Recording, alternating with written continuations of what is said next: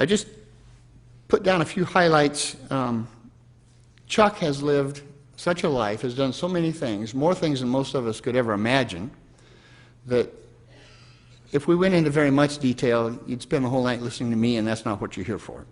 So let's do this quickly.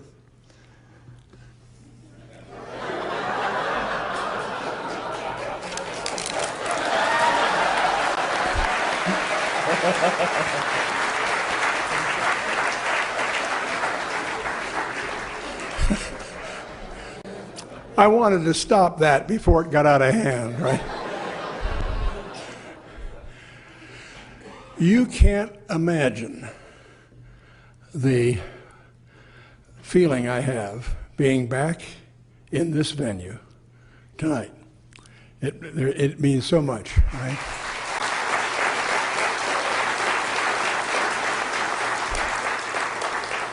I walk these halls and they're full of memories that go back 40, 50 years.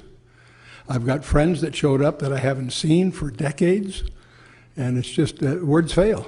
Words fail. And I don't want to get modern on you, but I just, and my voice is cracking because I'm recovering from some foolishness from the last 3 months. It's coming back, good news, but I'm sure it'll record a little strange. But anyway, I have to tell you, it's a real privilege being here tonight.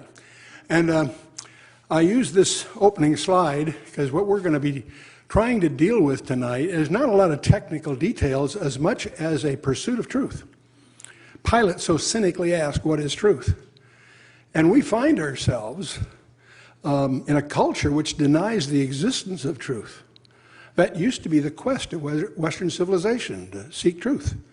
And we live in a culture which denies its existence, which is insanity. But how do we know what's really true? That's going to be challenged tonight, because we're going to talk about some things that we've all been taught, not only in high school, but in college, that isn't true. We're going to explore some of that. And what we're really going to try to touch on here are the boundaries of our reality.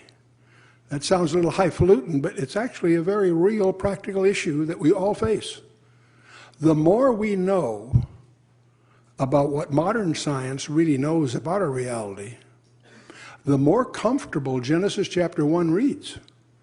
That may surprise you. But we're going to try to comfortably, without getting too technical, challenge the myths of our so-called science today. So before we go any further, I realize most of you that came tonight are old friends from many, many years.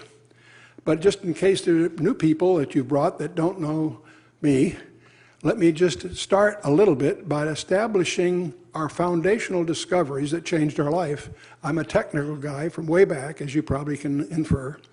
But there are two strategic discoveries that dominate my life since I was a teenager. The first discovery is that in your lap you have 66 books we call the Bible. Those 66 books are actually an integrated message system. What do I mean by that? 66 books penned by over 40 guys in a period of almost 2,000 years, and they didn't even know each other. What they have produced, we discover by examining it, is an integrated message. And I don't mean thematically that there's a theme in the old, fulfilling the new, and all that sort of stuff. No, no, no. What you need to discover for yourself is what I discovered early in my life, is that every number, every place name, every detail is there by deliberate design.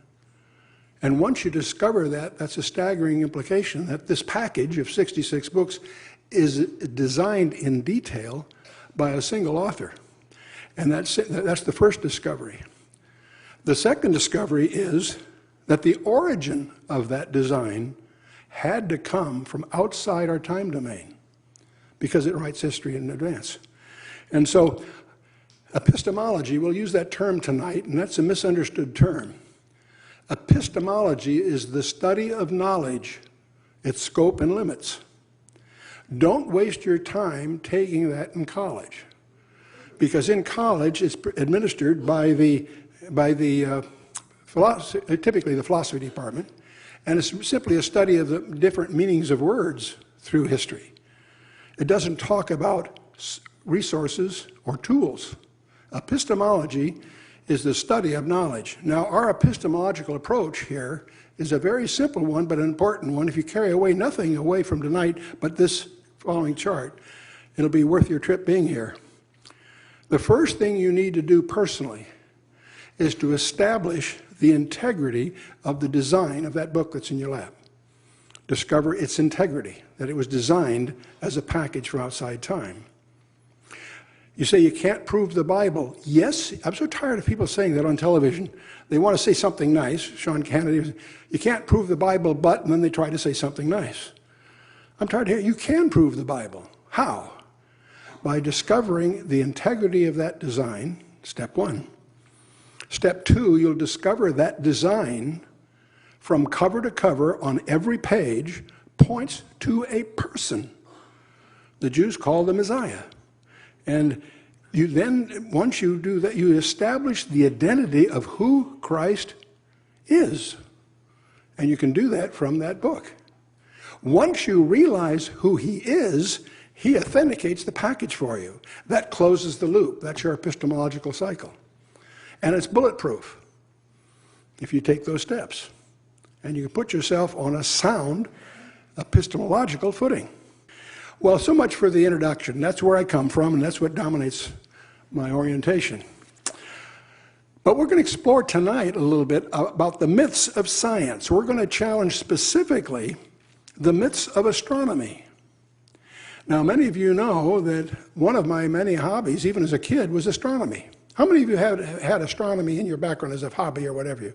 Many, okay, over half of you, sure.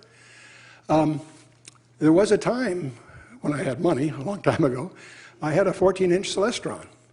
I mean, I was serious about it. If you go up to Big Bear, you'll see that domed house that has the, it was like we took astronomy seriously. And I have to tell you, I'm startled to discover that most of what I've been taught in college, let alone in high school, isn't true. And that's what we want to look at. You realize we've had myths of the past. You know, way back they talk about the flat earth, right? There was no excuse for that because Isaiah straightened that out long ago. But there's also, you may, if you study the history of science, there's a phlogiston's theory about what burning really meant, and that's a bunch of foolishness. You go through the history books. And what we now know today is chemical oxidation. Then we had Ptolemy. We had the Ptolemaic cosmology, who believed that, which was a geocentric universe. Everything revolved around the sun. That was the Ptolemaic. Ptolemy, by the way, is an interesting character. He was eclipsed, of course, by Copernicus with his sun-centered cosmology. Ptolemy is going to go down through history as having opposed the two great truths of science. The fact that we have a sun-centered solar system is one of the things he failed to perceive. And the other thing was he proved in his own mind couldn't possibly be a fourth dimension. And that's a matter of record. It's kind of interesting. And he proved that the fourth dimension was impossible because he just couldn't visualize a four-dimensional orthogonal situation. And so higher dimensional geometry now is the ultimate source of unity in our present conceptions of the universe. So Ptolemy is going to have a very unusual place in history. But then there's this whole business of ether that they were trying to measure and so forth, and as a medium for light. And the Michelson-Morley experiment punctured that whole idea, and that's dear to me too, because you know where Michelson and Morley did that experiment? At the Naval Academy, of all places. So that's dear to us that we're Annapolis graduates. The velocity of light. You've had speakers here that is part of the fellowship of the creative science thing, Barry Setterfield and so forth, that have pointed out way back, Romer and Olaf Romer, under the days of Descartes, he had such prestige in the scientific community, and everybody believed, as he did, that the speed of light was infinite. It was instantaneous. But it was Olaf Romer, an astronomer, by measuring the eclipses of the moons of Saturn, measured the speed of light and at 300,000 meters per second. But the whole scientific community failed to accept that for 50 years. They just ignored his results until an Englishman by the name of Bradley did the same thing, repeated that experiment, and demonstrated the speed of light had a measurable finite speed. And so that was a big revelation back then. Barry Setterfield, a member of the fellowship here, and Trevor Norman here, and Trevor Norman published over 30 years ago that the speed of light's been slowing down. And I have dear friends that were among us here at Calvary that took me to dinner. Hugh Ross and his chairman, Alex Missler, happened to be old friends of mine, took me to dinner to patiently try to counsel me not to fall into the trap that the speed of light, everybody knows it's a constant, and they tried to counsel me not to get carried away with this foolishness that it was, slowing down. And took me to dinner, and I was very polite, but I chose to ignore them. And we published all of that in our journals, as you know. And of course, that has been vindicated and in exciting ways. So the velocity of light thing, and I won't go through that whole story again, but basically, I got ahead of my slides here, so they'll be in the thing for what it's worth. The myths of the present time. Okay, those are past myths. In the present, we still live with the myth of evolution. When we say evolution, we don't mean evolution, we mean biogenesis. But the point is, that term is still taught in school. It's still the bedrock of our culture, even though it's provably false. And an increasing number of scientists have published clearly that it no longer is a viable explanation of our origins. And we're indebted to Michael Denton in 1986, and Philip Johnson, and Michael DeBehe, they've published books in recent years that have put the evolution thing, turned it upside down. And these aren't Christians, they're just clear thinkers. And interesting. So the evolution thing is, to anyone that reads and understands, is foolishness, and yet it's still the bedrock of our culture. The velocity of light still being a constant is debated by many, and so forth. Let's take another thing, the nebular hypothesis. This is still taught in college today, okay? Because what is it? A typical quote from Immanuel Kant, I'll quote, "Some 4 billion years ago, the sun had ejected a tail or a filament of material that cooled and collected and thus formed the planets." Or some variation of that is what you will still find in astronomy textbooks, the solar origin of planets. Now, it turns out 21 years before Kant, this idea came from Emanuel Swedenborg, and he's quite a character, a mining engineer with quite a range of interests, and he also claimed to have psychic powers. And he came up with this nebular hypothesis idea from seances with men on Jupiter, Saturn, and places more distant. Does that give you some new confidence in Swedenborg? Don't laugh. There are people that take him very seriously. Some 20 years earlier, he had a chance to meet Edmund Halley, who is of Cambridge. He was famous for his predictions about the comet that bears his name. Well, he went to Immanuel Kant and Pierre Laplace, who was a famous mathematician. He lent his endorsement to Kant's theory that he got from Swedenborg, but he did it without checking the mathematics. He had the math background to puncture this. He didn't bother to do that. So the nebular hypothesis gained widespread respectability despite its mathematical flaws. Subsequent writers have continued to develop variations of the view even though increasing difficulties renders it very doubtful. What am I talking about? We know that the sun contains 99.86% of all the mass in the solar system. Think about that. The sun is virtually most of the mass of what we call the solar system, almost all of it. Yet the sun contains less than 2% of the angular momentum.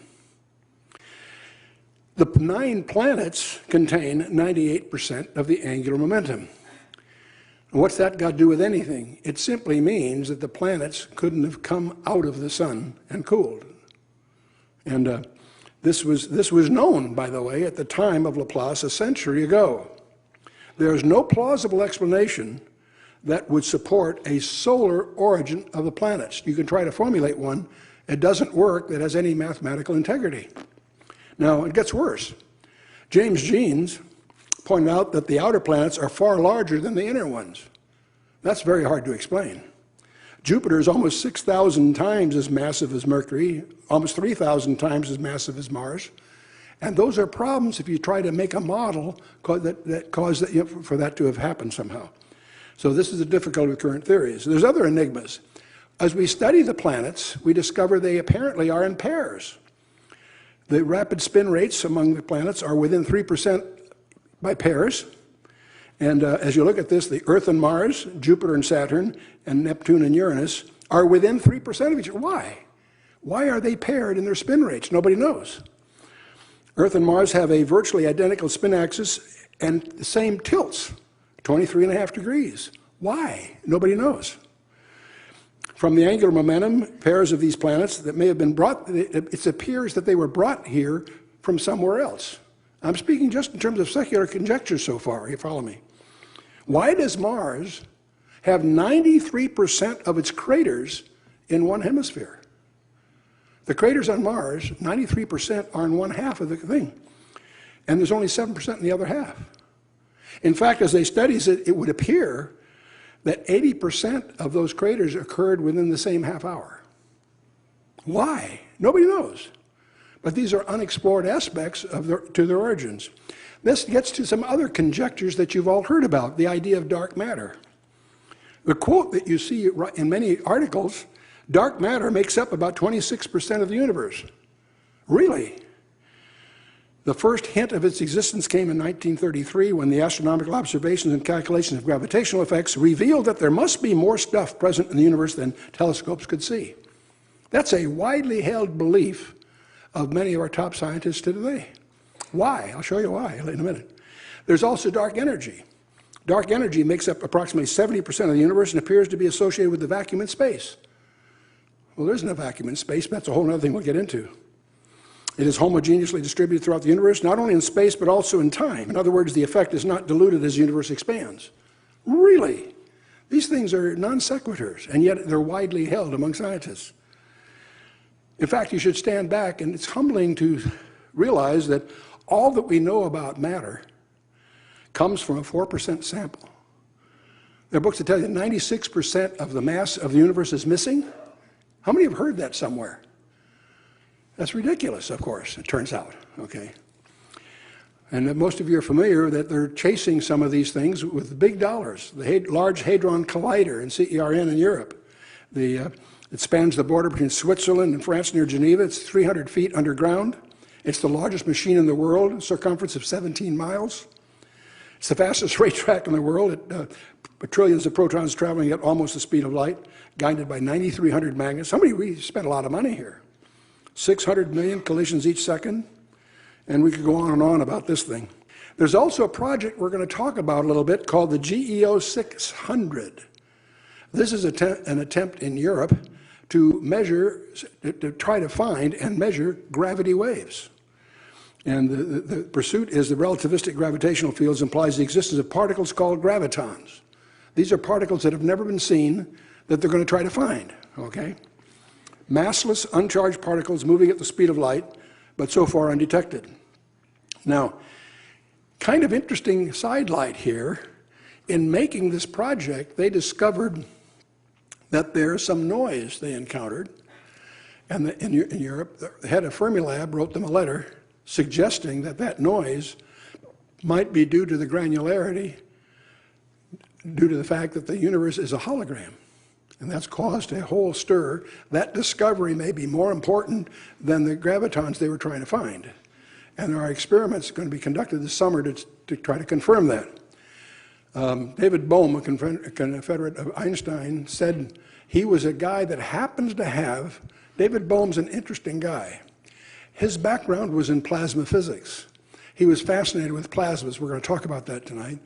But he came to the conjecture that the universe may be a super hologram. That's why this GEO discovery is so exciting, because it reopens that whole discussion.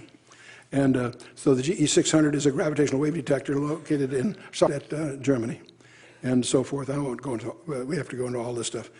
Well, to give you some feeling what the money they're spending, it's designed to detect relative changes in distance, the order of 10 to the minus 21 centimeters, about the size of a single atom compared to the distance from the sun to the earth. That's accuracy. That's what they're struggling with. And so we'll see what happens anyway. I don't want to spend too much time on gravity waves other than they were predicted by Albert Einstein, but never been actually observed. And that's what the GE 600 is chasing. Okay, enough of all of this. Let's zero right in on the myths of the present. One of the statements that you see is there is a black hole in the center of that galaxy. Why do they say that? Well, if there wasn't, they can't explain its level of energy output. That's a conjecture to try to explain something they can't explain. There is invisible dark matter in that galaxy. Why do they say that? Because otherwise they cannot explain why it rotates the way it does. The way the galaxies rotate imply that there's not enough mass there to cause that to happen gravitationally, so there must be mass that we can't see. That's why they call it dark matter. Okay. Another statement you see in the current, I'm talking about current reports in your literature. 96% of the universe is made up of dark energy and dark matter that we cannot see. Really? That all we know about mass comes from a 4% sample? You got to be kidding. Otherwise, clusters of galaxies would fly apart because gravity alone can't hold them together. Really? Then maybe something other than gravity is operative here. Pulsars are made up of strange matter. That's another statement you see if you start reading in pulsars. Otherwise, they can't explain their oscillator-type behavior. But here's the fun one.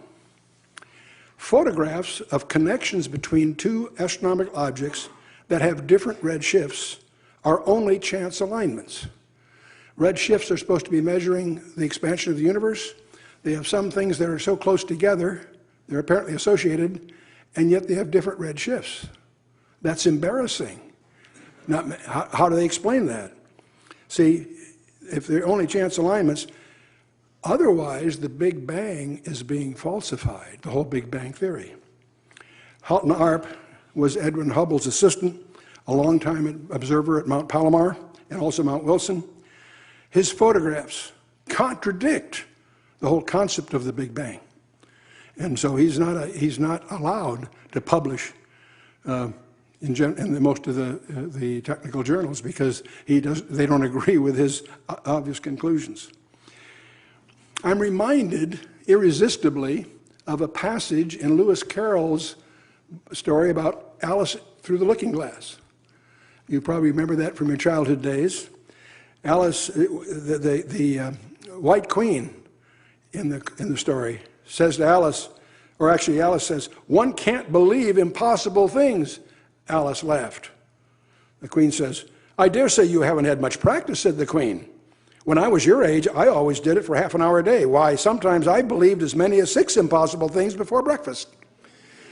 Now, this is Charles Dodson, otherwise known as Lewis Carroll, his way of poking fun at the irrationality there. But how interesting it is, that's exactly what's going on in our so-called scientific fields. They're forced to accept things they know can't be possible. So I want to talk a little bit before I go further on what I call Epistemology 101. Epistemology, study of the origin, scope, and limits of knowledge. We take pride in a methodology we call the scientific method. How many have heard of the scientific method? The other name for that, more properly, is called the empirical method. What is the scientific method? If I gave you a written quiz, I imagine a few of you could pass, because here's what that really means. Step 1, you observe a phenomenon. Step 2, you seek patterns and measures in that observation. Step 3, you formulate a hypothesis from that description.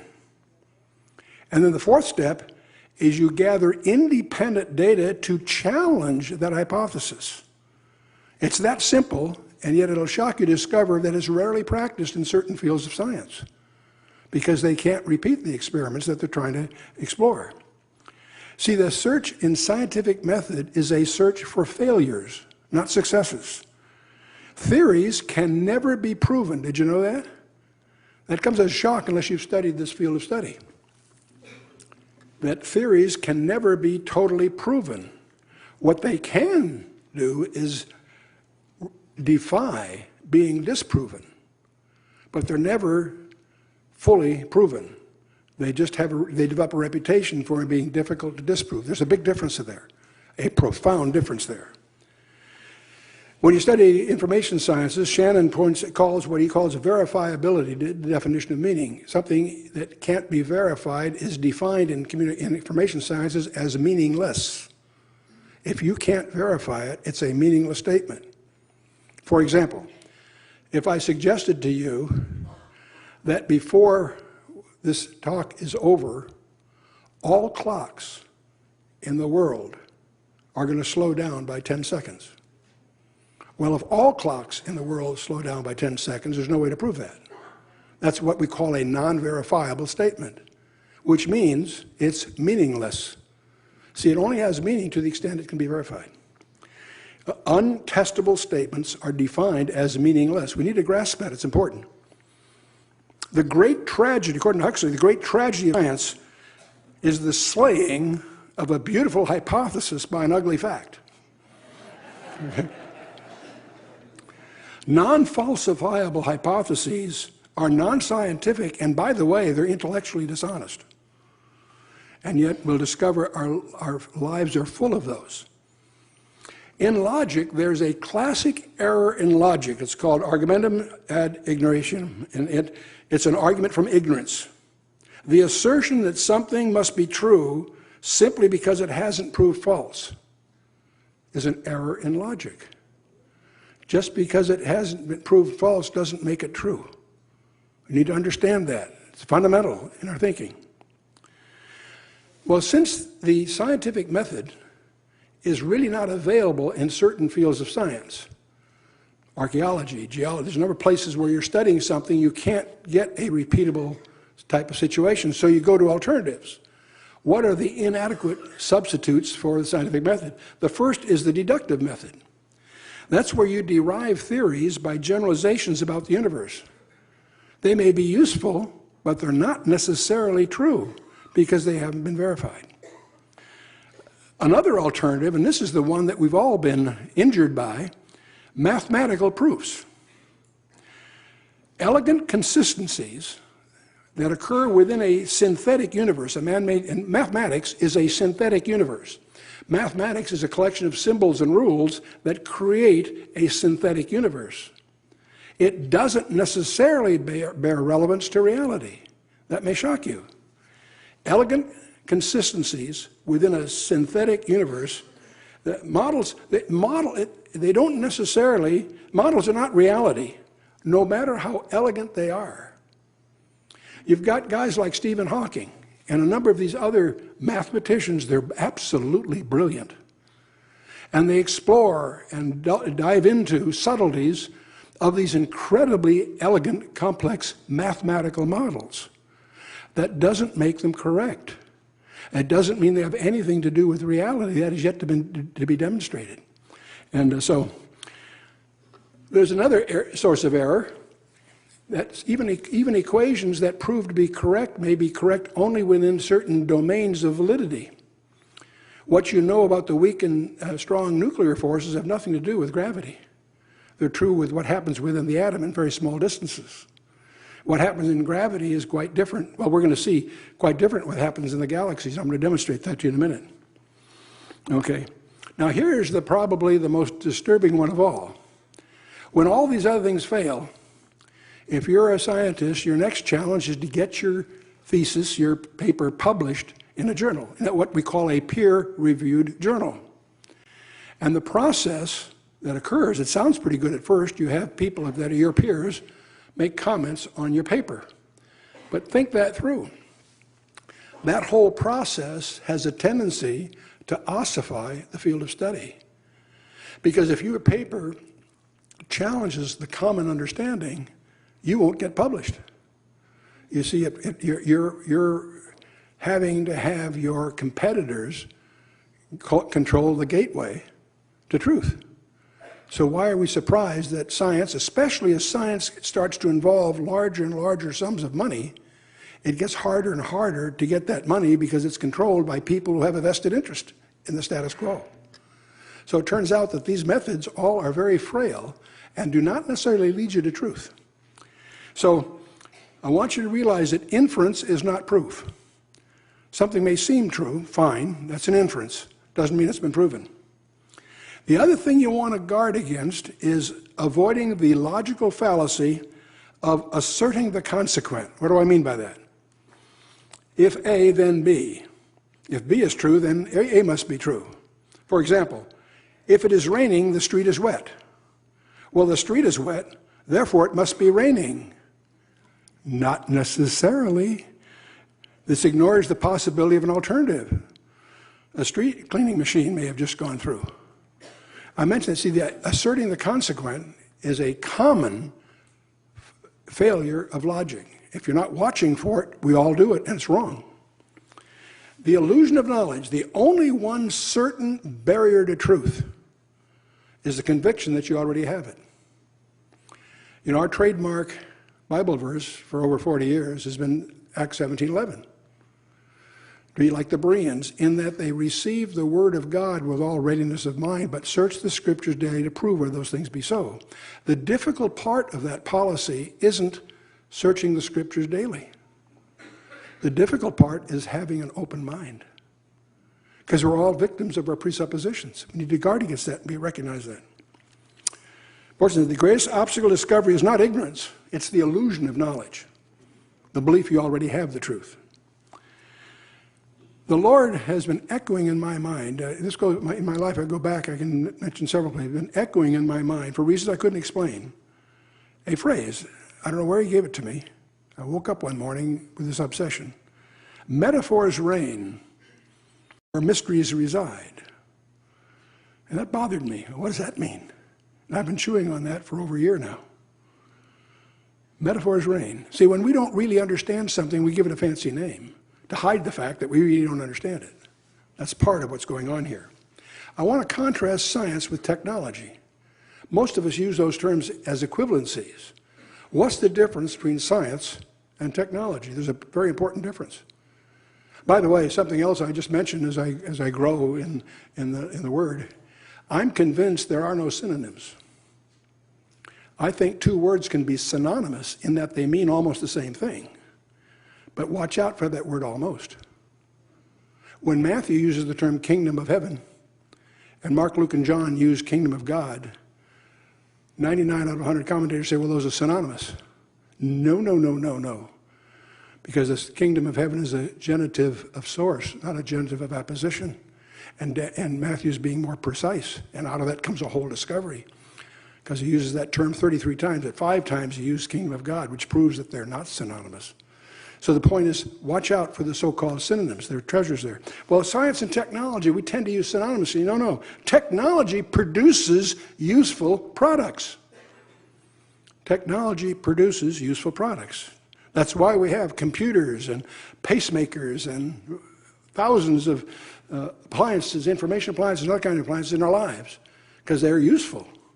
That's technology. Science has become a religion with its own priesthood. And we need to be on the guard of that, because it's a subject of presuppositions, myths, and so forth. Now, let's talk a little bit of the milestones of influence throughout, Johannes Kepler, in the 16th century, he discovered that planets are in elliptical orbits with sun at one of the foci, that the sun's radius vector sweeps equal areas in equal times, and that planets' squares of the periods are to each other the cubes of their mean distances. Now that, in his day, was a profound advance in understanding that explained the motions of the planets in the solar system. And it was within a decade later that another guy was born by the name of Sir Isaac Newton. And he carried that principle of Kepler substantially. He established the basis of classical mechanics, advances in optics, differential and integral calculus, and he was a serious Christian, by the way. That's the other thing interesting about these early founders. You may not know that Sir Isaac Newton wrote over a million words on Daniel and Revelation. I have the copies. It's interesting reading. He wrote on hermeneutics. But he's most well known, and he changed the world with his what's known as the inverse law of universal gravitation. And I want to talk about this because this one contribution of his changed the whole scientific landscape. And the inverse square law of the theory of universal gravitation. And what most astronomers fail to do is recognize that inverse square law aspect of that. This was his equation, that the gravitational force is equal to a constant having to do with units. It's the product of the masses divided by the square of the distance between them. And we'll talk a little bit more about G. It's not that important for us here. But I want you to remember this d squared underneath. In other words, you take the product of the two masses that are being attracted, and you divide by the square of the distance between them. That gives you Newton's law of gravitation. The whole field of astronomy is obsessed with gravity, but they fail to really understand that d squared thing, and I'll show you what I mean by that. Well, after Newton, we run into a guy by the name of Ben Franklin, 1706 to 1790. And while he did many things in his life, for our purposes tonight, there's one event had. The amazing thing was he wasn't electrocuted. He was stupid enough to fly a kite during a lightning storm. And he risked electrocution, but he determined that the sky was inherently electrical in nature. And the entire scientific community chose to ignore that. It's amazing that it took, several centuries for that to be realized in the scientific community. It's still just being recognized by the astronomers. I'll show you what I mean as we go. After Ben Franklin, we have a guy by the name of Michael Faraday, 1791 to 1867. He's the one that pioneered the concept of electromagnetic fields. In fact, Albert Einstein kept a photograph of Faraday on his study wall alongside Isaac Newton and James Clerk Maxwell. Faraday was highly religious. Here's another Christian, member of the Christian sect that demanded total faith and commitment.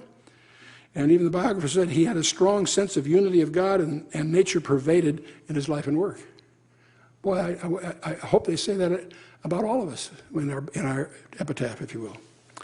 Now we come to a guy that we're going to talk a little bit about tonight, because he's ignored by most people who get into unless you either ignore him or you really get into him. Very few people in the middle. A guy by the name of James Clerk Maxwell. He codified the basis of all that we know about electrical science and engineering into a self-consistent set of equations. Originally 20, finally boiled down to 4, but all about electric currents, magnetic fields, that they intrinsically are connected. That magnetic fields, electric currents, magnetic fields are intrinsically involve a common behavior. And that electromagnetic energy propagates through space. So far, so good. Thank with Sir Isaac Newton and Albert Einstein in the fundamental nature of his contributions in quantum theory, electromagnetics and electrostatics, thermodynamics, information theory, and cybernetics. Quite a guy, by the way. Okay? But along comes a guy by the name of William Thomson, who gets knighted, and he's known as Lord Kelvin. And from 1824 to the turn of the century, to 1907, he becomes an incredibly influential scientist in 1900 Great Britain. Lord Kelvin, profound influence. He was knighted for his work in thermodynamics. That's the good news. Let me give you the bad news. He was an outspoken critic and very pessimistic about the future of electricity and electromagnetic theory. He predicted that radio and wireless telegraphy had no future. Now, we laugh at that today, but he cast a pallor on that as far as the British scientific community is concerned. And as you study the history of science, you'll discover that from Kelvin on, the British Astronomical Society goes one way, and a whole other field of study is ignored by them that comes out of Norway, Sweden, and the northern latitudes. And that's what we're going to focus on tonight. But Kelvin was a cloud on this whole picture. And so I want you just to recognize the negative influence of this one man. Now, before we go any further, you need to have something else that I want you to do. I want us tonight, we want to have a way to somehow relate to extreme magnitudes. Scientists use fancy numbers to represent large magnitudes, but often they don't really understand that. I remember I was with Edward Teller and his sidekick Norris Keeler, and they were talking about 10 to the 17th something or other, and I said, gee, that's more than there are seconds in the history of the universe. They looked at me startled. What do you mean? Well, you're the guys who are going to try and tell me that the universe is about 15 billion years old. That's only 10 to the 17th seconds. They were startled. Just do the math. See, they used those numbers, but they didn't really have an appreciation of the science. We need to have an apprehension. Let me give you a new word that's in our vocabulary today to demonstrate what I'm talking about. We have a new word called trillion. How much is a trillion? I have yet to find a congressman or senator that can answer that question. No, I'm serious. How much is a trillion? Okay. My old friend Bill Ruggles is here, and he and I got into some strange investments years ago. And if I said to Bill, I know I owe you some money, but I'm going to pay you back in 1,000,000 seconds. Bill would take out his calculator, and a million seconds, well, that's 12 days. I can live with that. Oh, I'm sorry, Bill, I misspoke. I'm going to pay you, a 1,000,000 seconds, that's 12 days. I misspoke. I meant to say I'm going to pay you in 1,000,000,000 seconds. He gets his calculator out. How long is 1,000,000,000 seconds? 32 years. You see, that's not only a quantitative difference, that's a qualitative difference. He knows that ain't going to work. I said, oh, Bill, I'm sorry, I misspoke. I'm going to pay you back in 1,000,000,000,000 seconds. How much is that? 32,000 years. You see the point I'm trying to make? Million, billion, trillion. 12 days to 32 years to 32,000. Those are qualitatively different. We live in an economy with 14 trillion gross domestic product per year, carrying a debt of 800 trillion. Come on, what are you talking about? Check it out. It's important. Well, now let's get back to our subject at hand. How big is our galaxy? We can talk about all kinds of things and still not relate to how big the galaxy is, okay? There is a model suggested in the handbook of the Celestial Handbook by Burnham, that's worth our consideration. It turns out it takes advantage of a coincidence. It turns out that the number of inches in a mile turns out to be about 63,300, give or take. The number of inches in a mile. It also turns out that in astronomy, a standard unit of measure is called an astronomical unit. It's the distance between the Earth and the Sun, okay? It turns out the number of astronomical units, which happen to be about 93 million miles, the number of astronomical units in a light year is the same number, almost. They're almost the same number. The number of inches in a mile and the number of astronomical units in a light year. That's going to be useful to us just to build a model, okay? The distance from the Sun to the Earth is called an astronomical unit. It happens to be 93 million miles. That's just a basic unit in astronomy. In Burnham's model, we're going to let 1 inch represent the distance from the Sun to the Earth, and we're going to let 1 mile represent a light year. You with me so far? Okay. Robert Burnham's handbook, Celestial Handbook's 3-volume standard stuff. Okay. Well, the Sun is 880,000 miles in diameter. In other words, on our model, it's about 0.009 inches. So our Sun, in our model we're going to build, represent a dot of a very sharp pencil. Call it like a period at the end of a sentence. That's going to be our Sun. You with me? Okay.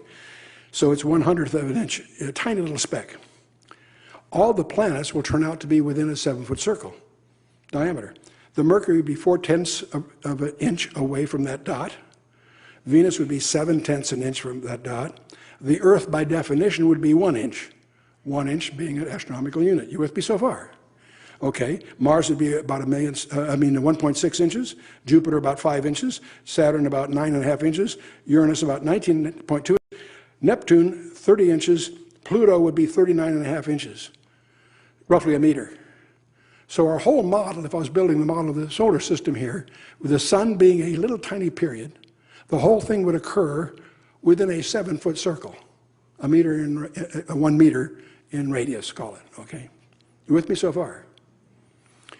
Now, the nearest star is a entity about the same size of our Sun that's 4.5 light years away, okay? If our nearest star is 4.5 light years away, I make a speck the size of the period. Here's the Sun over here. I've got the rest of it laid out 39.5 inches out here, right?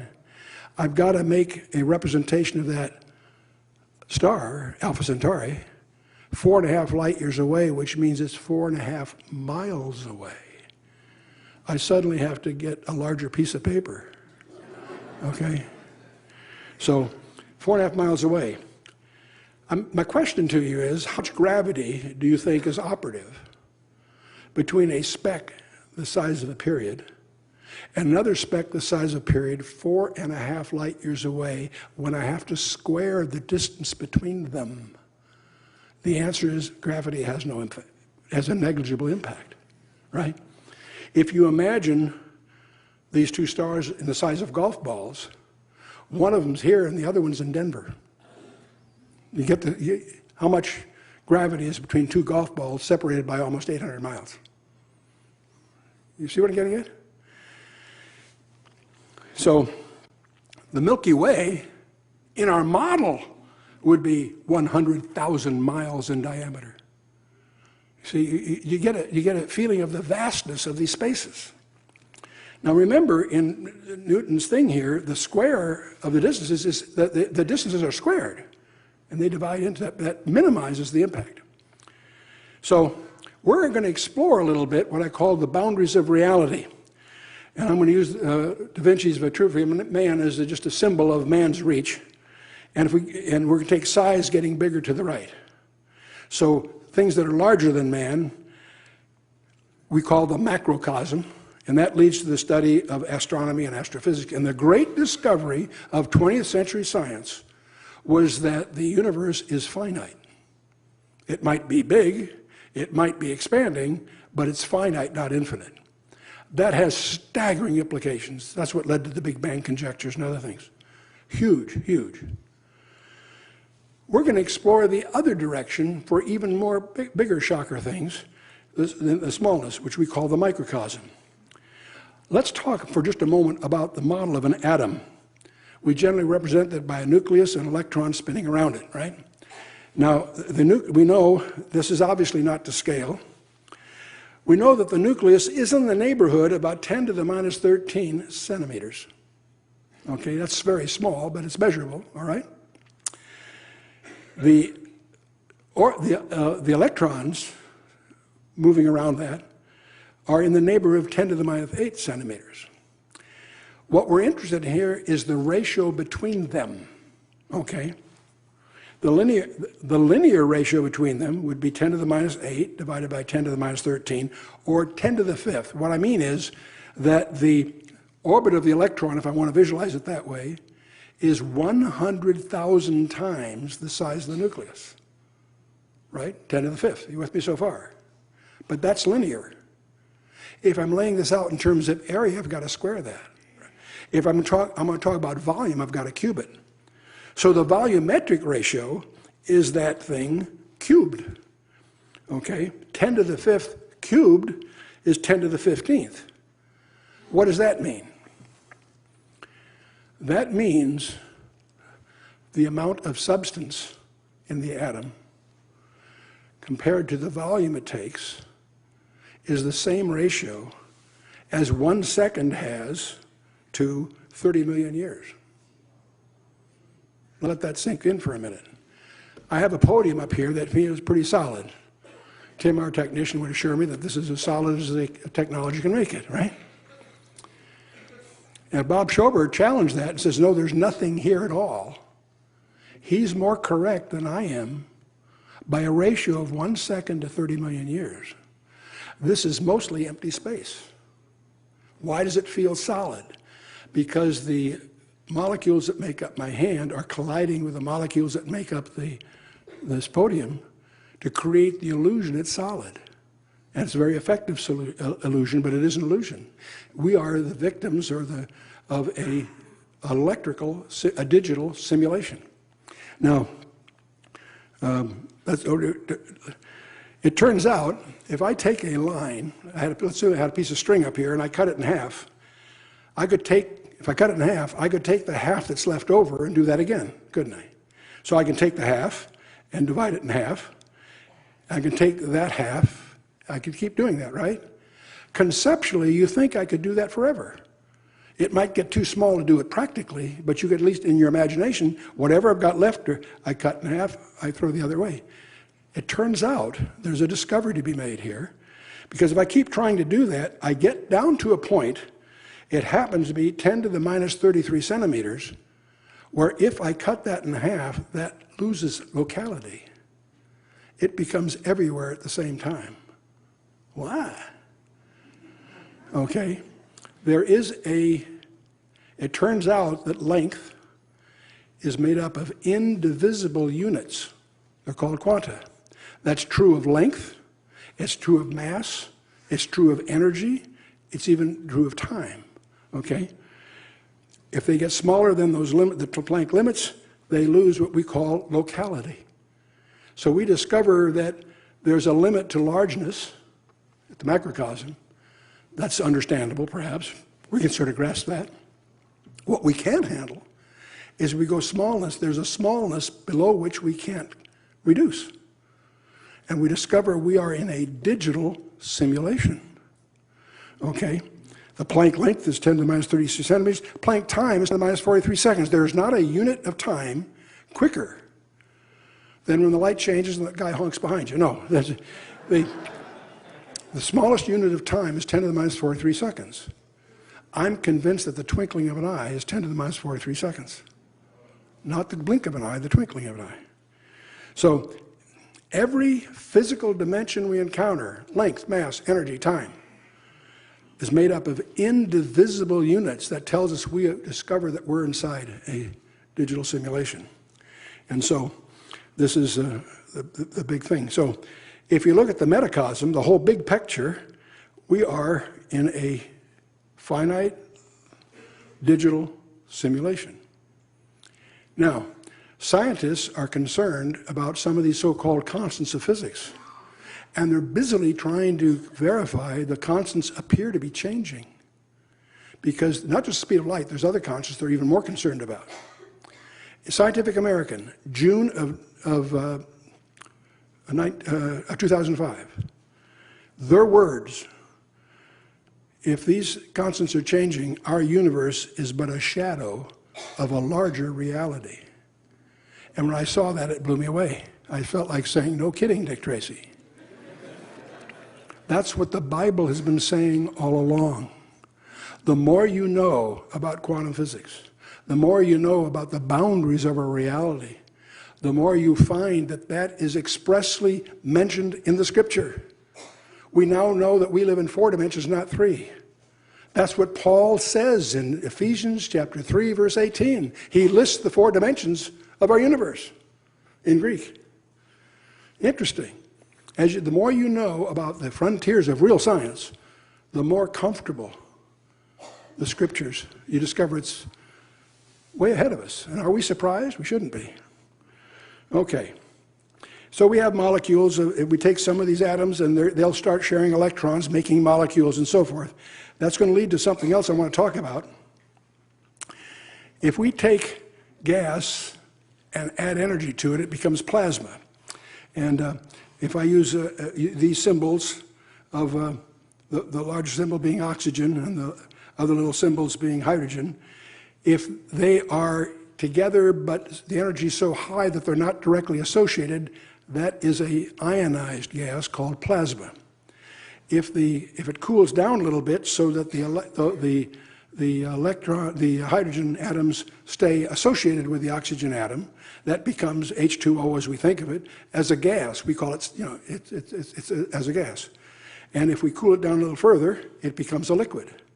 That's the way we generally encounter H2O as a liquid. And if you cool it down further, it becomes a solid. Sometimes that solid will be in the crystalline form, but it's still a solid, okay? The real point I want to make here, there are 4 states of matter. In school, we typically are aware of 3 of those. A solid, add energy, it becomes a liquid, add energy, it becomes a gas. Add energy and it becomes a plasma. Many writers in the press confuse plasma as simply an electrified gas. No, it's a different state of matter. It has behavior that's distinctive, and that's the shocker that comes out of all of this. And so the 4 states of matter. The entropy is maximized for the plasma. The entropy is minimized as a solid. Okay. Now, astronomers explain their views about it. See, they can relate to gravity. We can visualize gravity every time an apple falls to the floor. We understand gravity, we think. So they try to explain what they think they know about the universe in gravity terms. They rely on 17th and 18th century tools of their forefathers, Kepler and Newton, whenever they deal with gravity, fluid mechanics, magnetism, and lodestone, rather than those tools of the 19th century. They never bothered to learn James Clerk Maxwell's discoveries. People who go into electrical engineering really learn that stuff and produce products as a result of that. But Clerk Maxwell, the electromagnetic field theory. Furthermore, the astronomical conjectures are not empirically based. They're not done by scientific method. They're conjectures upon conjectures. They ignore data that does not support the presuppositions or the preconceptions. Therefore, they must postulate particles they've never seen and forces they have not experienced.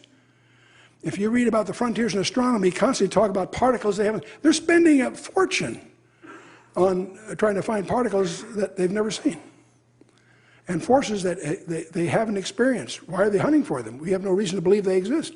Not really. If you've been through some of our materials on quantum physics, you may remember this chart. I only want to get one number out of it. We have gravity and electromagnetic and their relative strengths. Electromagnetic strength is about 10 to the minus 2 of the strong force. The gravity is 10 to the minus 38. It's the ratio between those two I want you to be aware of. The electromagnetic force, there's 4 forces in the universe, but the electromagnetic force in the universe is 10 to the 36th times as strong as gravity. I want that to sink in. Not 36 times, 10 to the 10 with 36 zeros after it, times as strong. It can be that much different, okay?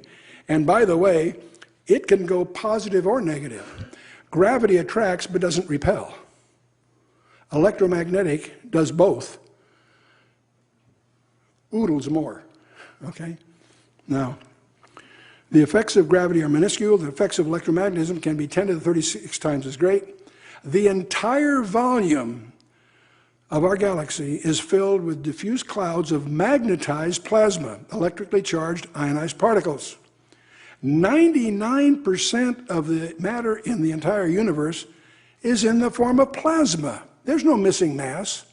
It's in a form that's been ignored by the astronomers because it may not be visible, because plasma is only visible under certain conditions. Now, on August 8th of 2010, there was a hidden aurora found near New Zealand. This was observed from the International Space Station. You're looking at this from above it, and that's obviously, if you'd make a guess, that looks electrical to me, right? And surprise it is. So what we're going to discover is there's a group of pioneers, scientific pioneers, that are all from Sweden or Norway, the high latitudes. Why? Because they're confronted with the auroras, and they got curious. What is an aurora? They started studying. Christian Birkeland is one of those, 1867 to 1917. He made a heroic commitment gathering data. Instead of theorizing, he went out in the cold, long nights. Their nights they go for months, right? And gathering data, risking his life. In gathering that data, he learned a lot about auroras. He was the first to recognize the electric currents flow from the sun to excite plasmas in the Earth's upper atmosphere. He discovered the twisted, corkscrew-shaped, high-intensity currents in the plasmas that follow magnetic fields rather than across them, the so-called Birkeland currents. And he was nominated for the Nobel Prize in Physics 7 times. His portrait remains on the kroner, the 200 kroner Norwegian currency to this day. Interesting guy. He was succeeded by Irving Langmuir, 1881 to 1957, roughly the same birth and death of my dad. It happens coincidentally, that's why I happen to remember it. He discovered the double sheath, or the double layer effect in plasma. I'll show you that in a minute. He coined the term, he's the one that coined the term plasma to describe the almost lifelike, self-organizing behavior of these ionized clouds in the presence of electric currents, magnetic fields, and foreign bodies that are inserted in them.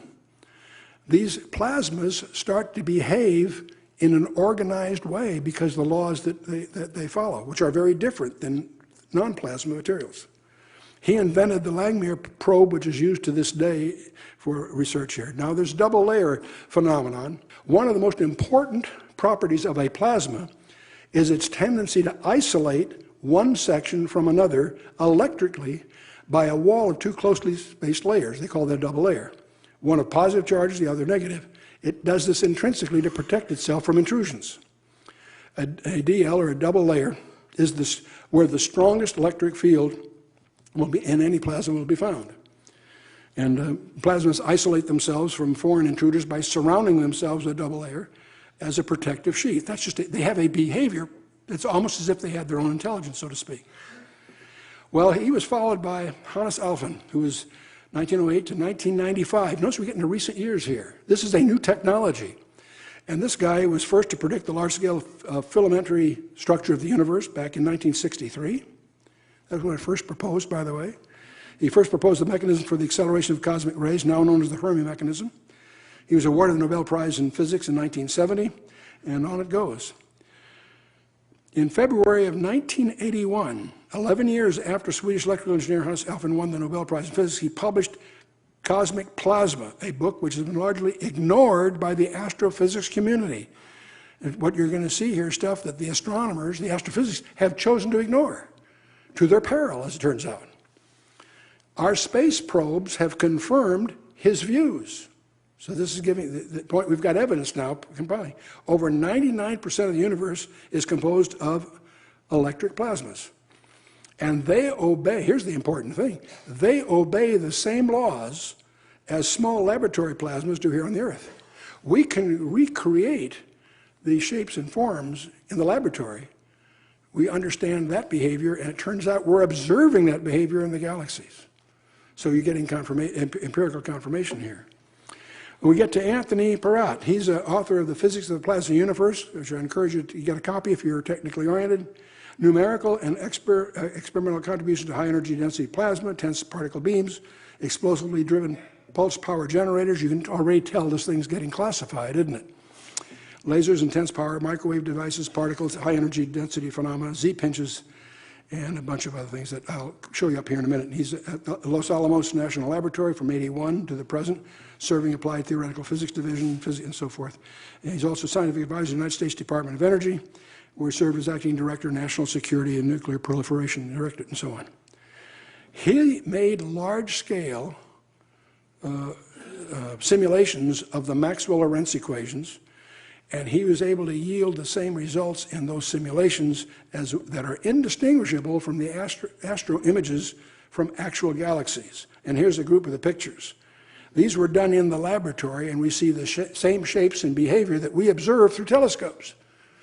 So it's interesting confirmation. The effects of gravity are minuscule. The effects of electromagnetism can be 10 to the 39 times more. The entire volume of our galaxy consists of magnetized plasma. 99% of all matter is plasma. Here is a picture of M31. You've seen this in all your astronomy textbooks, a very common picture of Andromeda, as it's called, right? That's invisible light. Let's take a look at this in infrared. And you begin to see the electric structures that underlie that thing. And we look at M82, and if you look at it in other frequencies, you realize it's a plasma structure. If you look at it infrared, as you look at these, you begin to realize that there are aspects to those structures that are not normally visible in light. And you can almost see the axis, and you can see the other behavior. Maxwell equations. There are 4 partial differential equations that relate electric and magnetic fields to the sources, charge density, and current density. And these equations can be combined to show that light is an electromagnetic wave.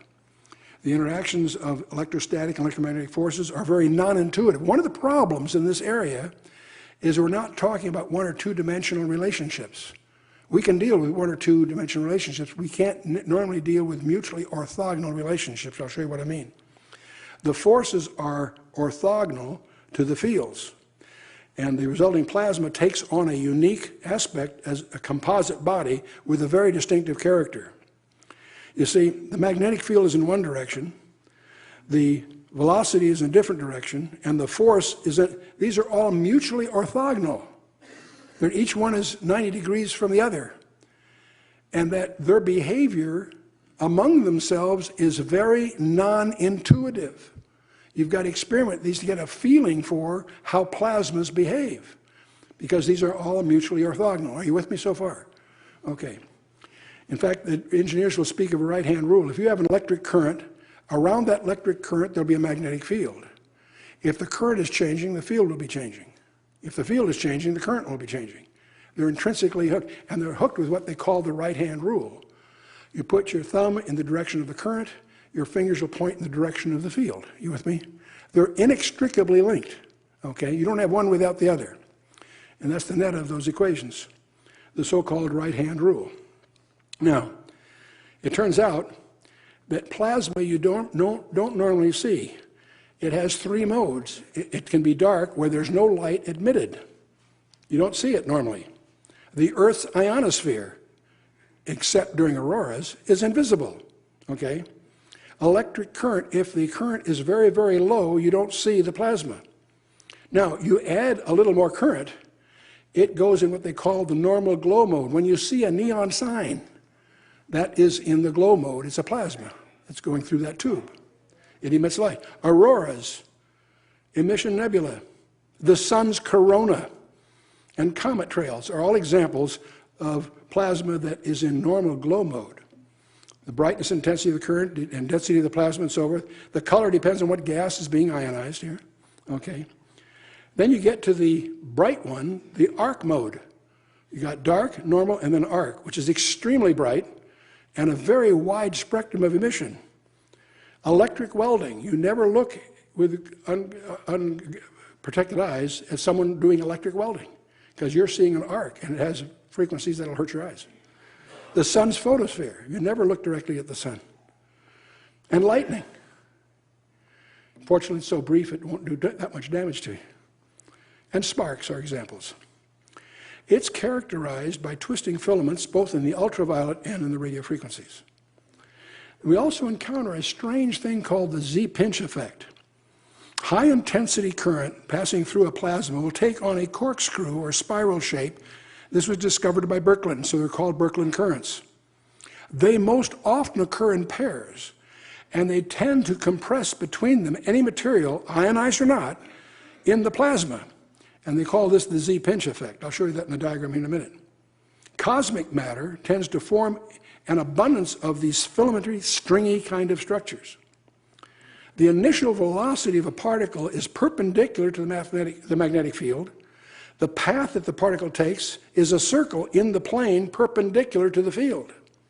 However, if the initial velocity of the particle is at an angle different from 90 degrees to the magnetic field, perhaps slightly in the same direction as the field, then the path will be a helix or a spiral. The stronger the field is, the smaller the radius of the circle will be. No matter what the initial direction of the current stream, it will end up following the direction of the magnetic field. And here's a diagram of that. It's called a Birkeland current. Okay? It starts out a helix and it gets tighter and tighter and tighter. And that's the side view there on the left. To the right there is the top view, and what is being squeezed in there is called the Z-pinch. Whatever material in there is being squeezed by the Birkeland current. This just happens naturally within a plasma. These are very non-obvious things. The only way you discover this is by playing with them in a laboratory and discovering them. Both in the laboratory and in the cosmos, a pair of such spiraling currents will be observed. The interlinked pair will at first be magnetically drawn together, but after a certain proximity is achieved, the force of the repulsion is generated that holds them apart. This configuration turns out to be extremely stable. That's why it can span such enormous distances in our galaxy. The resulting tightly worn pair is called a Birkeland current. The attractive repulsive forces acting on this pair of currents creates a twisted, constricting, cylindrical volume inside the spiral where extreme compression of matter can take place. When this occurs in cosmic space, the associated plasma filaments can be observed by the radiation they emit. Now, don't confuse this with the conjectures of gravity people about black holes. Black holes are conjectures. They're conjectures that are driven by a dependence of gravity. Gravity is not a factor. the plasma factors are. The scripture talks about stretching the heavens. Have you noticed that in the word? The fabric of space. Is this more than just a metaphor? Who alone stretches out the heavens in Job 9? Stretching out the heaven like a tent curtain in Psalm 104? Who stretches out the heavens like a curtain and spreads them out like a tent to dwell in Isaiah 40? Are these just figures of speech? He has stretched out the heavens, Jeremiah 10. The Lord who stretches out the heavens in Zechariah 12. And on it goes. I could go on and on with these phrases throughout the scripture. They're familiar to you. Too consistent to be just figures of speech. Space, by the way, we discover, is not an empty vacuum. That's the presumption of science fiction writers who haven't done their homework. Space can be torn, Isaiah tells us in 64 chapter. It can be worn out like a garment, Psalm 102 tells us. It can be shaken. Can you shake empty space? Hebrews 12, Haggai 2, Isaiah 13, I'll make those references. Space can be burnt up, according to 2 Peter 3. You want to talk about global warming, Peter will explain it all to you in the 3rd chapter of his 2nd letter. Here's the interesting one. Space can apparently be split apart like a scroll. Really? Revelation 6. It can be rolled up like a mantle or a scroll. Now, wait a minute.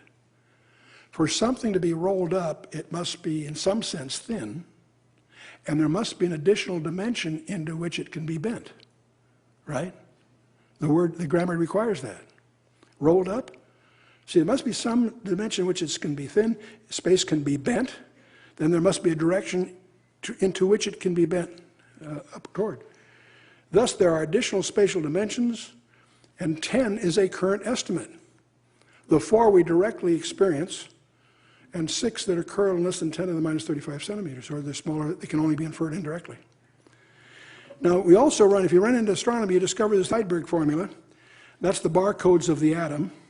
They're spectral lines of hydrogen on a logarithmic scale in this particular illustration. And it was invented by a Swedish physicist, Rydberg, in 1888. It's used in atomic physics to describe the wavelengths of the spectral lines of chemical elements. Very interesting, except we discover certain stars have their lines shifted to the red, but not always, sometimes to the blue. Ooh, why? The so-called red shift, back in the 20s, Edwin Hubble suggested what was called the Doppler effect as an explanation. He felt that the red shift was caused by these stars moving away from each other, like the Doppler effect. That remains to this day a widely accepted explanation, even though it's been punctured, by the way. In 1976, William Tift of the Stewart Observatory in Arizona noticed and documented the aberrant and digitized nature of red shifts. He spent 20 years doing this. In the 1980s, Guthrie and Napier at Edinburgh Observatory spent 10 years challenging the view of Tift and confirmed that Tift was correct, that these shifts are digitized. There's specific steps, which says they can't be a Doppler effect. They have something intrinsic to do with the molecular structure. Robert S. Millikan in 1925 noticed that the wavelengths of spectral lines were shifted from the theoretical position and was among the first to recognize that energy in space was battering the atoms and affecting their movement. These spectral lines are due to electrons moving between the energy levels of the atom, not the Doppler effect. And yet you find these old myths still populating our textbooks in college, let alone high school. Now, the ambient energy in what we think of empty space has come to be called the zero-point energy. And boy, this is a whole area of controversy in its own right. Zero-point energy, we think of empty space, especially if it's super cool and all that sort of stuff, as being an empty vacuum. Anybody here is a radio ham? If you're a radio ham, you try to tune your antenna to the impedance of space, right? You mean space has impedance? Absolutely. Every radio ham knows that. Max Planck in 1911, and then Einstein, Stern, and Nernst also recognized that this pervasive energy was a universal phenomenon intrinsic to space itself. Through the work of Heisenberg and others, it began to be understood that Planck's constant was actually a measurement of the uncertainty in the position of subatomic particles. By 1962, it was realized that this uncertainty of position was caused by the battering from the zero-point energy. The Heisenberg uncertainty effect is widely misunderstood, and it's, of course, explored by the New Agers who don't understand anyway, but that's neither here nor there. This energy is independent of temperature or mass, by the way. That's a surprising thing. In 1987, Hal Puthoff showed that the electrons stayed in their orbits and did not go either spinning out or spinning in due to the expended energy, precisely because of the energy they received from the zero-point energy. You ever wondered why these electrons keep spinning? Why don't they slow down? Because they're drawing on the zero-point energy. About 25 different methods, 475 measurements on 11 different related quantities confirmed that E is equal to, that the energy, which is constant, is Planck's constant times the speed of light. If the speed of light is slowing down, then the Planck's constant is increasing. And that's disturbing because we're discovering it is, and that's pulling the rug out from much of physics today. Properties of space. The zero-point energy is about 10 to the 95 ergs per cubic centimeter, and that's an unbelievable amount of energy per every cubic centimeter in space, empty space. It has permittivity, the absolute electric constant. It has permittivity, it has permeability, it has intrinsic impedance. Anybody that designs antennas deals with these things. And the velocity of light is essentially at the speed of gravity today. Well, it's interesting that Hebrews 11:3 says, "Though through faith we understand that the worlds were framed by the word of God, so that things which are seen were not made of things which do appear." How descriptive. One of my favorite Psalms is Psalm 19. The heavens declare the glory of God, and the firmament showeth his handiwork. Day unto day uttereth speech, and night unto night showeth knowledge. There is no speech nor language where their voice is not heard. Their line has gone out throughout all the earth, and their words to the end of the world. Now, my professional technical background happens to be in the information sciences. I have masters and doctorates in a number of fields, but that's my primary specialty. I'm fascinated because this psalm has information science. Oh, the other thing, as you study any field of science today, you'll discover that the frontier of that science lies in the area of information science. In the field of physics, you get into to quantum physics. It's an information science issue. If you go into microbiology, the whole thing is the coding of the DNA and all of that. That's an information science, switching theory issue and so forth. The information science is at the frontier of every one of these. The heavens declare the glory of God. The firmament showeth, these are information terms. Day and day uttereth speech, and night and night showeth knowledge.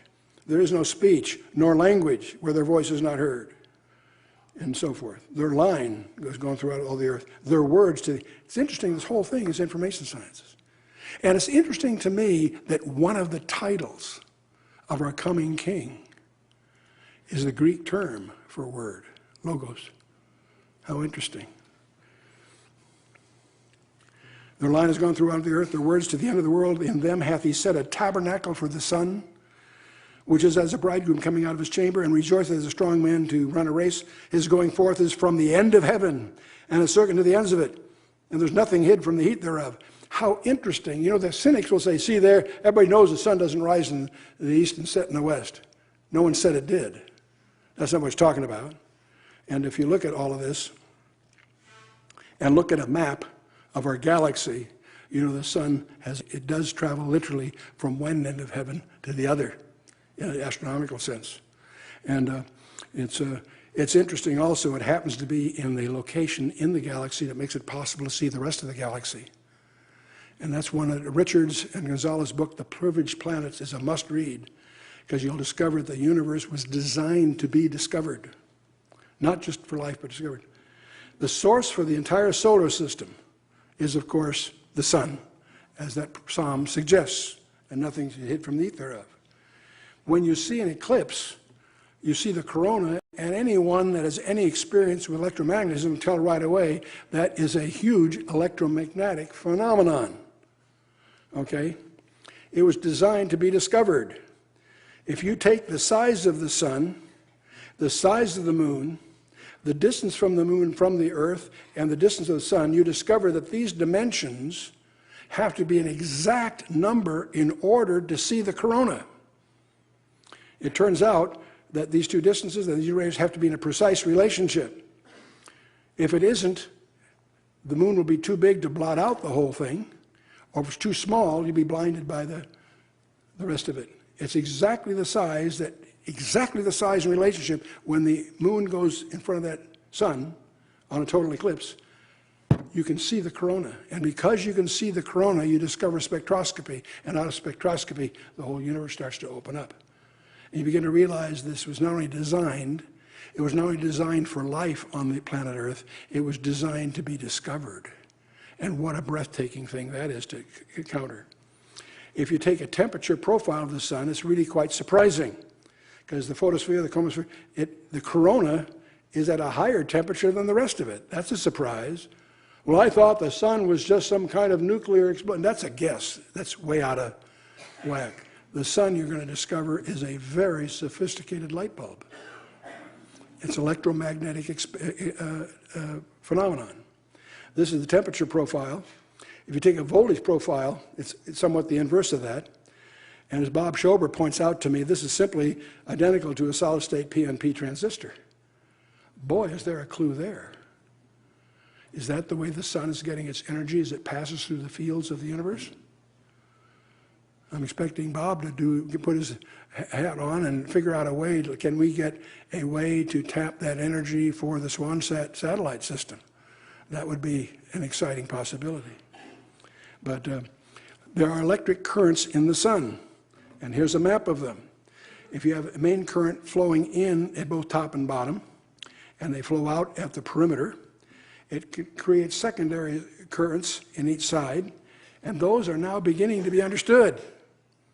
And if the main magnetic field starts to weaken intensity, a secondary surface current will reverse direction, and the magnetic polarity of the loops will also reverse. It does not depend upon the direction of the primary current. It's a question of strengthening or weakening. And these reversals appear to occur about every 11 years. And they have profound effects on what goes on the Earth, by the way. And so, if you have what we call a solar prominence, from a strong looping current will produce secondary magnetic field. It will surround and try to expand the loop. If the current becomes too strong, the double layer that contains it will be punctured, and if the voltage gradient becomes strong enough, the discharge path will break. The energy stored in the primary magnetic field will be explosively released into space, and you have what's called a prominence. That's piercing the double layer that produces what we call here a solar flare. How many have heard or seen solar flares? There's the electric diagram that explains them. Okay? Now here's a picture of the sun. There's the plasma magnetic field pictures of them. You can, by the very curvature, you can sense their magnetic properties here. Now, here is a very prominent solar flare. Let me show you the size of that. Let me put the Earth synthetically. It wouldn't get this close, but if the Earth was here, that's where the Earth would be. That's a big flare. That's the relative size of the Earth on that flare. Now, I'd like to show you, I'm hoping this will work now. This is a film strip that will show you these flares, and you see them in motion. It doesn't take any imagination to realize what you're watching there is magnetic phenomenon, following the lines of force of these magnetic fields.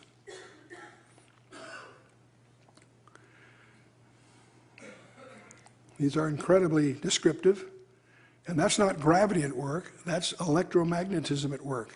Those are Birkeland currents that you're watching, okay? Well, anyway, we'll move on here. We look at a leaf, you discover that it's been designed to take those frequencies from the sun and produce a lot of different things. You have a thing called photosynthesis, which is being built with light. These are sugar factories with millions of new glucose molecules per second. Most plants produce more glucose than they use and store it as starch and other carbohydrates and root stems and leaves. Each year, photosynthesis organisms produce about 170 billion metric tons of extra carbohydrates, about 30 metric tons for every person on the earth. So we have an amazing dependency, not only in the design of the universe and the design of the sun, but how the plants produce the oxygen and the sugar to feed the animals, and how the animals produce the CO2, which causes the whole thing to work. And we find the interconnection here is so complex, I couldn't take the better part of an hour just to explain the different steps in the photosynthetic process. But the elegance of design, the more you study it, staggers you to realize the degrees to which God went to provide the environment that we enjoy every day. Genesis chapter 1, and God said, let there be a firmament in the midst of the waters, and let it divide the waters from the waters. And God made the firmament which divided the waters which were under the firmament from the waters which were above the firmament, and it was so. There are two words that are translated here by the 1611 translators that need a little more reach.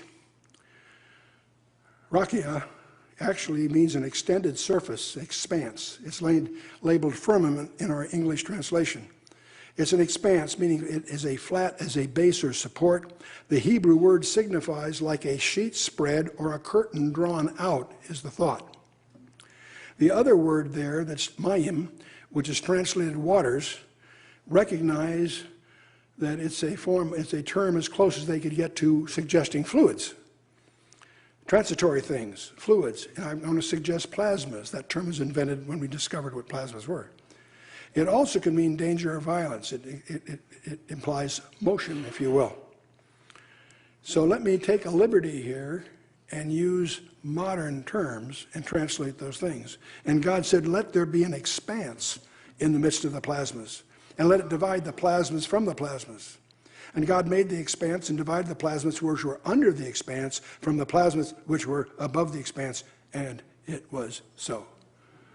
So I suggest that as a possibility.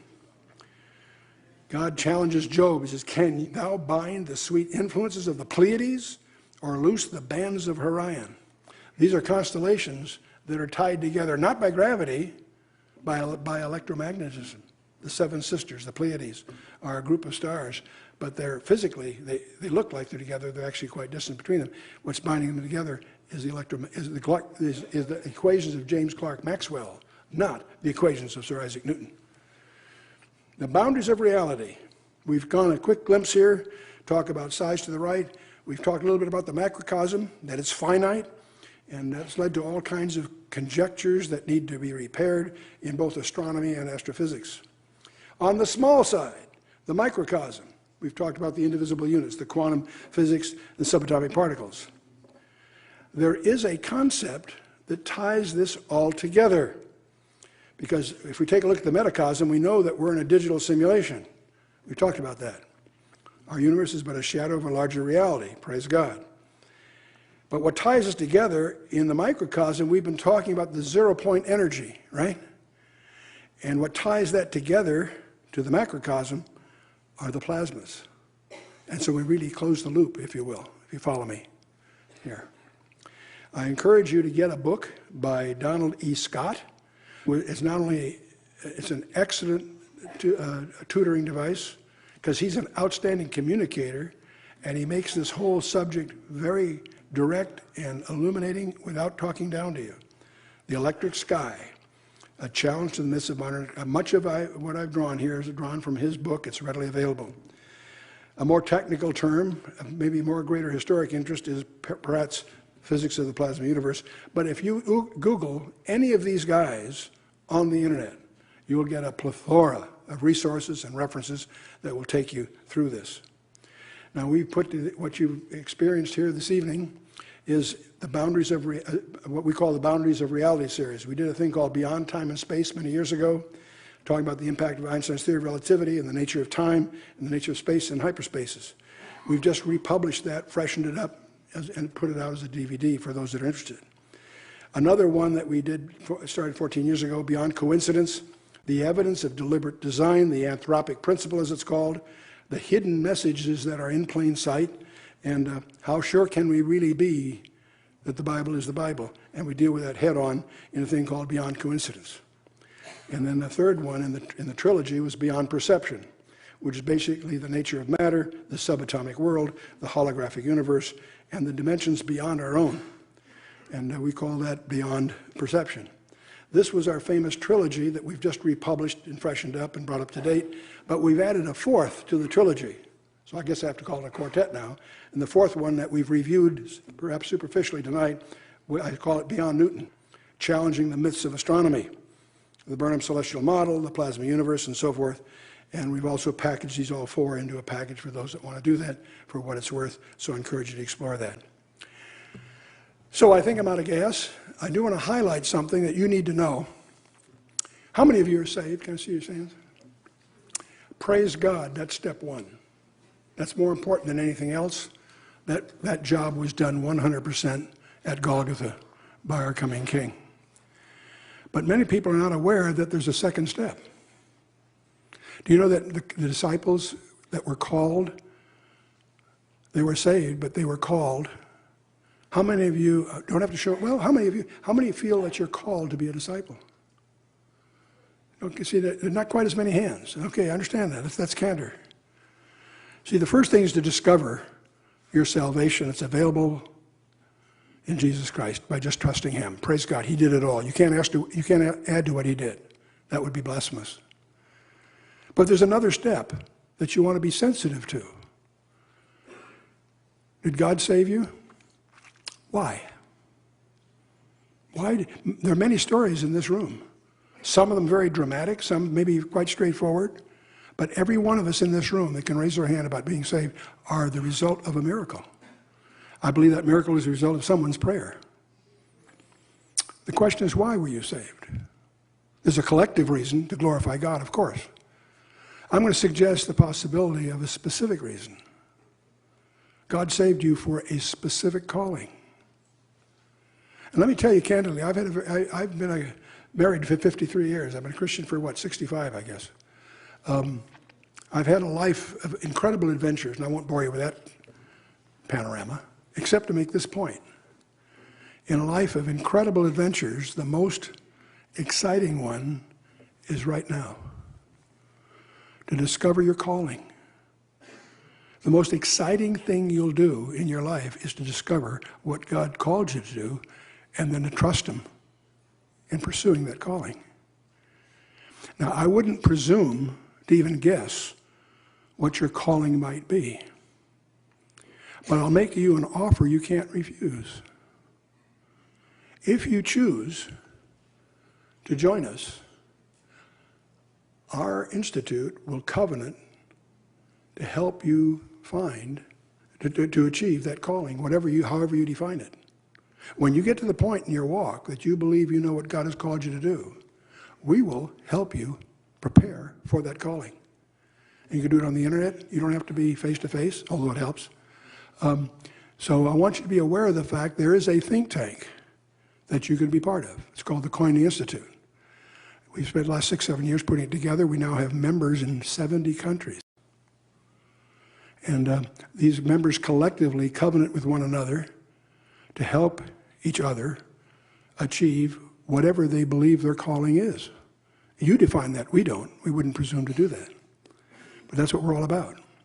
We have an intelligence network that's fed by all the intelligence services on the planet Earth. Our think tank has 3 different avenues of study. What we call the Berean Avenue is the Bible, verse by verse, cover to cover, and that takes priority over everything else, of course. We call that the Berean Avenue of study. We have a second avenue of study that's very different. For lack of another name, we call it the Issachar Avenue, after the sons of Issachar who understood the times and knew what their country had to do. We've discovered that the tools and resources of that second avenue study is antithetical to the first. In the Berean Avenue, you know that the Bible's true. The question is to understand it. In the Issachar Avenue, you're dealing with intelligence reports, news clips. You know the information isn't true. It's biased. It's been tainted, what have you. The challenge is to discover what is true. Different set of tools, different set of resources.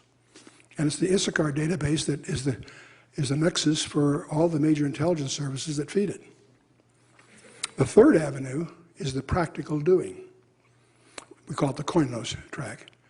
Berean, Issachar, and Koinos. The Koinos track is motivated by the third commandment. Thou shalt not take the name of the Lord thy God in vain, which we argue has nothing to do with vocabulary. It's not about swearing. It's about ambassadorship. If you're going to take the name of the king, you better be prepared to represent him faithfully and competently. And our commitment to you is if you choose to join us, and that, by the way, don't misunderstand, this is not in lieu of church, local church. Local church has a role that's absolutely pivotal. Scripture makes that very clear. But we are there to be a supplement. That's geographic, it's transnational, it's worldwide. It's a lifetime commitment, a commitment to your growth. And you can be part of that.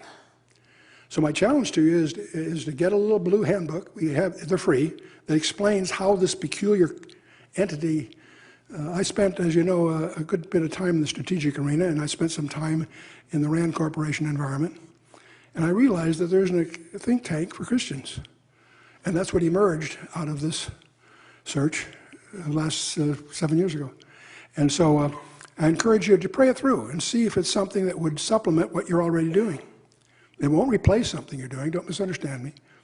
But it is a resource that you might find important. In fact, I'm going to suggest to you something else. I usually close a talk with a slide. I spared you that tonight. I didn't know I could steal a little extra time. I usually put on the slide a statement that if you accept the statement, you flunk. I believe it sincerely, but I want you to challenge this preposterous belief I have. I believe you and I are being plunged into a period of time about which the Bible says more than it does about any other period of time in human history, including the time that Jesus walked the shores of Galilee. Now that's a preposterous statement. That we're moving into a period of time about which the Bible says more than it does the gospel period? Absolutely. The gospel period took care of his first advent. For every prophecy in his first advent, there's at least 7 or 8 of his second advent. And we're watching on a horizon these things come to pass. Psalm 83 is coming, I believe, ahead of Ezekiel 38. These things are happening on a horizon. You will not the more you know about what the Bible says, and the more you know what's going on in the world, the more you'll see the convergence. So to challenge this ridiculous, preposterous statement I made, you've got to do 2 things. The first thing you've got to do is find out what the Bible says. Not what Chuck Missler says, or anybody else. You can't delegate that to anybody. You need to find out what the Bible says. Your eternity depends on it. The second thing you've got to do is not as easy. You've got to find out what's going on. And you won't on the 10 o'clock news. The great lesson of the 2008 elections was the demonstration, beyond doubt, of how the media conspired to hide the truth from the American people. Not just bias, not just a liberal bias and all of that. That's been always around. No. Something far more serious. Because the purpose of the media is to inform the electorate in a democracy. And we've elected someone into office that we don't know one grade they got in any of his schooling since he was born. We know absolutely nothing about his history. And we certainly weren't aware of the fact he's a practicing Muslim. And we put him in the White House. That's not his fault, it's our fault. And the conspirators that did it is the mainline media. The fact that they were organized that well to pull that off is a study you need to come to grips with. You need to understand that we live in the age of deceit. The corruption in the judiciary, the corruption in the legislature, the corruption in the executive branch, the corruption in the entertainment industry, the corruption in our schools is staggering. Okay. That's what we're facing. We talked about trillions here. I mentioned that earlier. We need to understand that the economy of the United States is no longer a producing economy, it's a consuming economy. And the only reason we can go about our lives is because of our ability to borrow from foreigners. And that's ending. It may end abruptly here before this year is out. So what does that mean for us? I'll tell you one thing it means, Pay attention to this one. You and I are going to face, on the near horizon, the biggest harvest for the kingdom of our lifetimes. People who today are apathetic, complacent, are going to soon be desperately looking for answers. And you need to be prepared to provide those answers. It doesn't happen automatically. It happens by serious commitment on your part to be an ambassador for our coming King. I spent most of my college years passing on review on Warden Field of the Naval Academy. I took a commission in the Air Force, left as branch chief of the Department of Guided Missiles. I spent my 30 years in the corporate boardrooms of America in 12 public companies. I was chairman and CEO of 6 different public companies. 4 of those were defense contractors, publicly traded. I'm not an America basher. But I have to tell you candidly, I now look back on much of what I used to call patriotism as an obsolete form of idol worship. My allegiance is to a coming King. And that allegiance prioritizes everything in my life every day. And I challenge you to consider the same thing. It's time to get serious about your Redeemer in your personal life, in your commitment to growth personally. God is not finished with any of us in this room, me included. You need to raise the bar on your personal walk. You need to discover what it is He's calling you to do, and prayerfully pursue that. Every day, God finds a new way to ask you a question: do you trust me? And this is one of them. And I've really overstayed my thing. I think I'm so overwhelmed by the opportunity to be here. I appreciate your coming out, stealing this part of your weekend. Let's close with a word of prayer. Let's bow our hearts. Father, we thank you for who you are. We thank you that you've gone to such extremes on our behalf, even to the giving of your only begotten Son, Yeshua. We thank you, Father, for bringing us right here to this moment in time. We acknowledge, Father, that we're right here by your divine appointment. And we solicit, in the name of Christ, that you would accomplish your purpose in each of our lives. As we, right now, without any reservations whatsoever, commit ourselves and our future into your hands in the name of Yeshua, our coming King indeed. Amen. God bless you. Thanks for being here. I overran the time, but God bless you.